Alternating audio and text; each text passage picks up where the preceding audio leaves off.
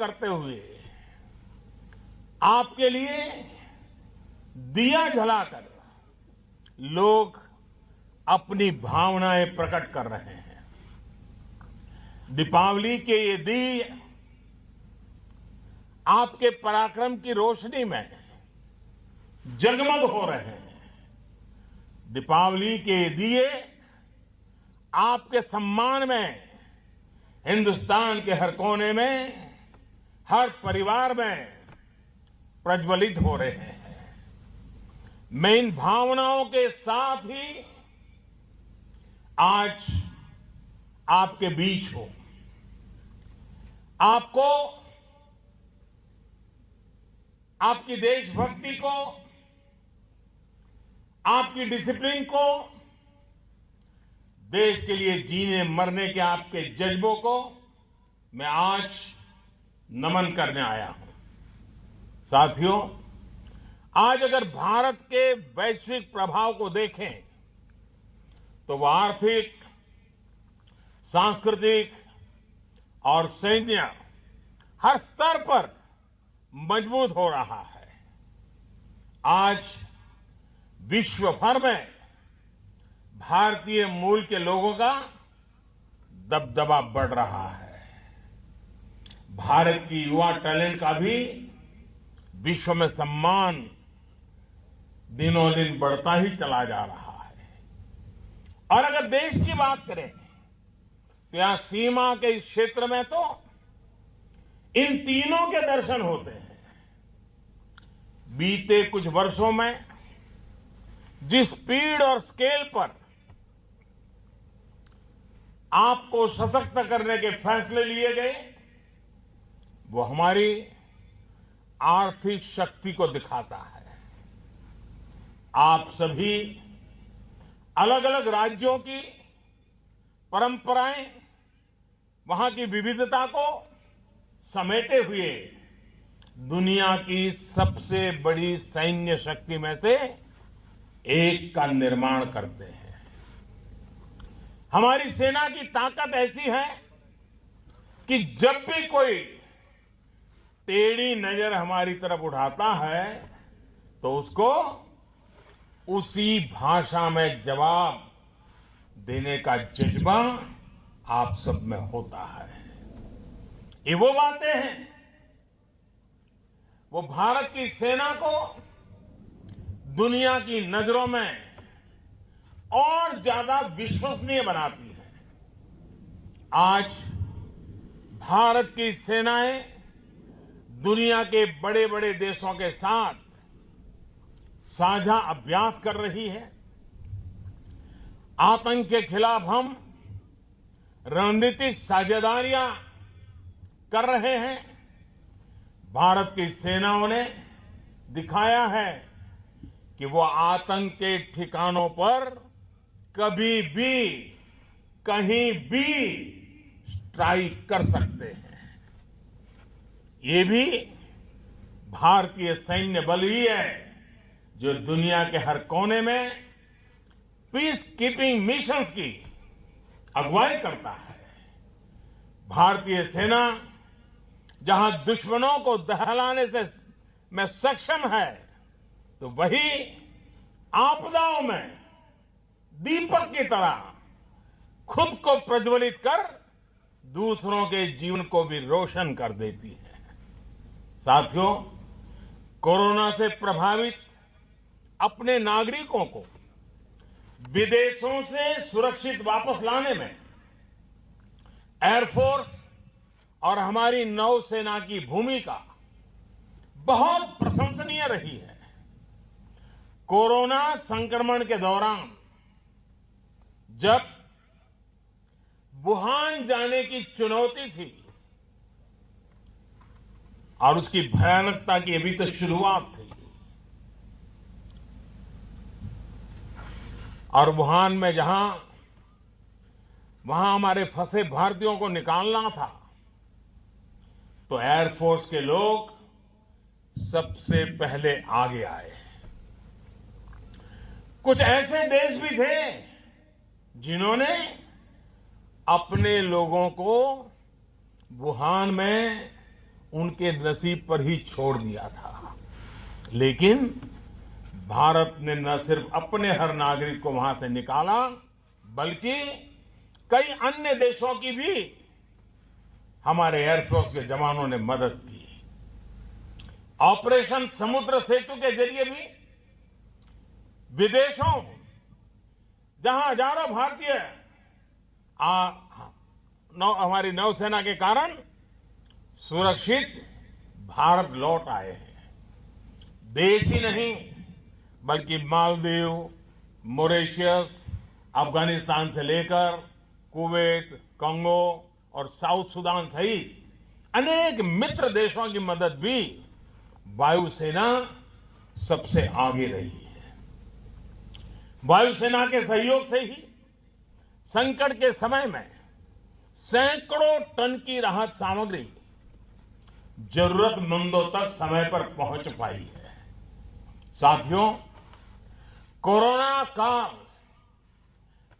काल में आप सभी के इन प्रयासों की बहुत चर्चा तो नहीं हो पाई, और इसलिए मैं आज विशेष तौर पर देश का ध्यान इस तरफ आकर्षित कर रहा हूं। डीआरडीओ हो, हमारी तीनों सेनाएं हो, बीएसएफ सहित हमारी तमाम पैरामिलिट्री फोर्स ने कोविड से जुड़े इक्विपमेंट से लेकर क्वारंटीन और इलाज तक में जिस तरह युद्ध स्तर पर काम किया, वो अभूतपूर्व है। जब शुरुआत में सैनिटाइजर और फेस मास्क से लेकर पीपीई तक की चुनौती थी, तब देश की इन जरूरतों को पूरा करने का बीड़ा आप सबने उठाया। प्रोटेक्शन किट हो, डायग्नोसिस हो, वेंटिलेटर्स हो, मेडिकल ऑक्सीजन से जुड़ी सुविधाएं हो, अस्पताल हो, हर स्तर पर आप सभी ने अपना अहम योगदान दिया है।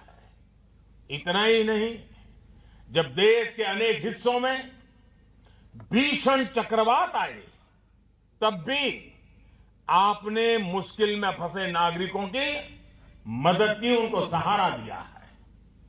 आपके त्याग और तपस्या से जगमगाते आपके जीवन उसी से प्रेरणा लेते हुए आज हर भारतीय दीपावली के इस दिए इसको रोशन करे अब, और दीपावली के दिए रोशन करके आपका गौरव गान कर रहा है। साथियों, आप सभी ने मिलकर के ये भी निश्चित किया कि कोरोना संक्रमण हमारी ऑपरेशनल यूनिट्स को किसी भी हालत में प्रभावित ना कर सके। आर्मी हो, नेवी हो, एयरफोर्स हो, किसी ने भी अपनी तैयारियों को कोरोना के कारण न रुकने दिया, न थमने दिया। कोरोना काल में ही यहां जैसलमेर में भी और हमारे समंदर में भी सैन्य अभ्यास निरंतर जारी रहे हैं। ऐसे समय में जब दुनिया के अनेक देश लगभग रुक गए हों, उस समय इस तेजी से आगे बढ़ना इतना आसान नहीं है, लेकिन आपने ये भी करके दिखाया है। कोरोना काल में ही आधुनिक अस्त्र शस्त्र और साजो सामान की डिलीवरी और इंडक्शन दोनों तेजी से हुए। यही वो समय रहा जब 8 आधुनिक रफाल विमान देश के सुरक्षा कवच का हिस्सा बने। इसी कोरोना काल में तेजस की स्क्वाड्रन ऑपरेशनलाइज हुई। अपाचे और चिनूक हेलीकॉप्टर की पूरी ताकत भी इसी दौरान हमें मिली। भारत में ही तैयार 2 आधुनिक पनडुब्बियां भी कोरोना काल में ही नौसेना को प्राप्त हुई।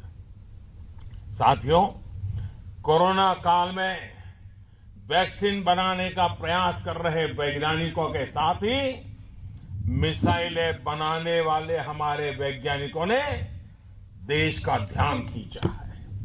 इस दौरान निरंतर खबरें आती रही कि आज इस मिसाइल का परीक्षण किया गया, आज उस मिसाइल की आधुनिक टेक्नोलॉजी डेवलप की गई। आप कल्पना कर सकते हैं कि बीते कुछ महीनों में ही देश की सामरिक ताकत कितनी ज्यादा बढ़ गई है। बीते 2 महीने में ही देश में अनेकों मिसाइलों के सफलतापूर्वक टेस्ट हुए हैं। 1 सेकंड में 2 किलोमीटर की दूरी तय करने वाले हाइपरसोनिक डेमोस्ट्रेटर व्हीकल के सफल परीक्षण ने भारत को दुनिया के 3-4 प्रमुख देशों के लिस्ट में भारत को आगे ला करके खड़ा कर दिया है, भारत को शामिल कर दिया है। जल हो, थल हो, नभ हो, हर जगह से मार करने वाली लंबी और छोटी दूरी की अनेक मिसाइलों ने बीते दिनों भारत के आसमान में सुरक्षा की अभेद्य दीवार खड़ी कर दी है। इसी कोरोना काल में हमारे वैज्ञानिकों ने भारत को फायर पावर के मामले में दुनिया की श्रेष्ठ ताकतों में शामिल कर दिया है। साथियों, आधुनिक युद्ध साजो सामान के साथ साथ देश की सरहदों पर आधुनिक कनेक्टिविटी वाले मेगा इंफ्रास्ट्रक्चर प्रोजेक्ट भी इसी दौरान पूरे किए गए हैं। आज अटल टनल लद्दाख की कनेक्टिविटी का बहुत बड़ा माध्यम बना चुकी है। हमारी उत्तरी और पश्चिमी सीमाओं पर दर्जनों पुल और लंबी लंबी सड़कें भी इस दौरान ही पूरी तरह तैयार की गई है। जब पूरी दुनिया में हड़कंप मचा हो, हर कोई अपने जीवन को लेकर परेशान हो, उस परिस्थिति में देश की सुरक्षा में निरंतर डटे रहे, कहां रह करके काम करके आप लोगों ने देश का दिल फिर जीत लिया है। साथियों, आप सभी की यही प्रतिबद्धता देश को रक्षा सुरक्षा के मामले में मजबूत कर रही है। आज देश में एक तरफ जहां आधुनिक टेक्नोलॉजी, आधुनिक साजो सामान पर फोकस किया जा रहा है, वहीं डिफेंस रिफॉर्म पर भी उतनी ही गंभीरता से काम हो रहा है। रक्षा क्षेत्र में आत्मनिर्भरता के पीछे लक्ष्य यही है कि आधुनिक हथियारों और टेक्नोलॉजी के लिए विदेशों पर निर्भरता कम हो। इसी को देखते हुए हमारी तीनों सेनाओं ने मिलकर एक प्रशंसनीय फैसला लिया है। उन्होंने यह तय किया है कि अब सुरक्षा से जुड़े 100 से ज्यादा साजो सामान को अब विदेश से नहीं, हमारे देश में से ही उत्पादन किया जाएगा या उत्पादित हो रही चीजों को और अच्छा बनाया जाएगा और यहीं से लिया जाएगा। कोशिश ये भी है कि अभी तक जो पुर्जे आयात हो रहे थे वो भी देश में ही बने।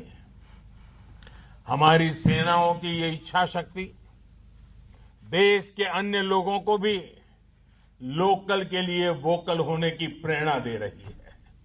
साथियों, भारत में हथियार बनाने वाली ज्यादा से ज्यादा कंपनियां आए, इसके लिए रक्षा क्षेत्र में एफडीआई की लिमिट को भी बढ़ाकर 74% किया गया है। भारत में जो कंपनियां आना चाहती हैं उनके लिए यहां बेहतर सुविधाएं मिले, इसके लिए उत्तर प्रदेश और तमिलनाडु में 2 बड़े डिफेंस कॉरिडोर पर भी तेजी से काम चल रहा है। साथियों, सेना के आधुनिकीकरण में और सैन्य के साजो सामान की आत्मनिर्भरता में सबसे बड़ा रोड़ा पुराने समय की प्रक्रियाएं रही है। इन प्रक्रियाओं के सरलीकरण के लिए भी लगातार काम किया जा रहा है। हाल ही में कुछ और बड़े सुधार किए गए हैं। अब जैसे पहले ट्रायल और टेस्टिंग की प्रक्रिया बहुत जटिल थी, ये समय भी बहुत लगाती थी, इससे रक्षा क्षेत्र में उपकरणों की इंडक्शन में बहुत देरी लगती थी। अब इसको एकदम सरल किया गया है।